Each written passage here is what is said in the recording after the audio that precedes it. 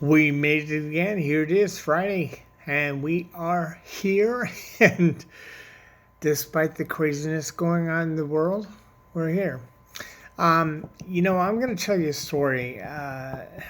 You know how we all have stories. By the way, a big ups to my friend Marty in Minnesota. He's having issues. I won't go into detail, but he's having health issues with some parts of his body, and he's getting down. And I understand. Just, just keep your chin up, like you told me. All right, Marty. Thank you.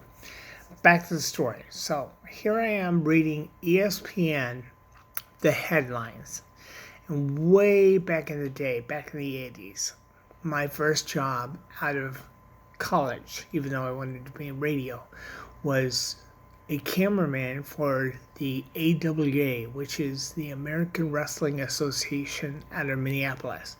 Had Jimmy the Superfly Snuka, on the Midnight Rockers. Hulk Hogan just left. I can name a ton more if I could. Most of them are dead, to be honest with you. But I was reading on the ESPN headlines, and I backed it up on TMZ and New York Post. Apparently, Marty Jannetty, he was one of the members of the Midnight Rockers. Him and Shawn Michaels, they were just starting out, but they were pretty big. And it doesn't surprise me when I just read, I read ex-WWE superstar Marty Jannetty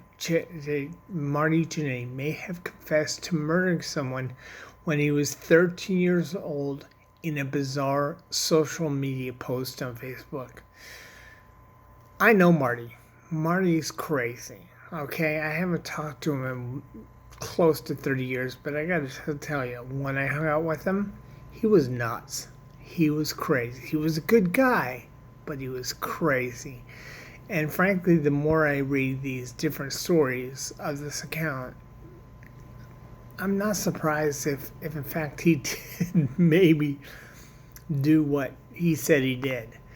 And I'm guessing, even though he's older now, I'm guessing because the post has been deleted, but the Facebook post that he posted with the supposed murder confession back in the 80s, oh God, at least 70s, I would not doubt if it's real. I wouldn't doubt it, because he was just that kind of guy. He didn't pay taxes. He was a rebel without a cause. He was a good-looking kid.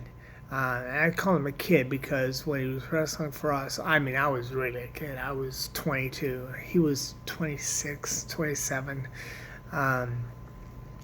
And for some reason, Shawn, they let me into their group. Back then, wrestlers were really protective of their personas and their, they didn't let you know they didn't like each other, even though my job was to film them each week doing interviews, which would cut in. It's a long story. We would cut into the matches and send them all over the country. We had syndication.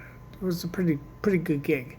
We actually worked with a company called Glow, and if you've watched Netflix, there is a show called Glow, The Glorious Ladies of Wrestling.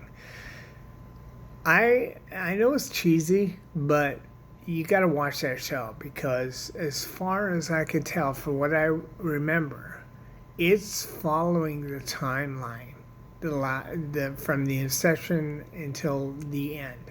I just heard that the final season 4, which is going to wrap up everything. I was really excited to see that, because I think it was going to involve the WA, but I heard it got canceled due to COVID, so they're all taking time off.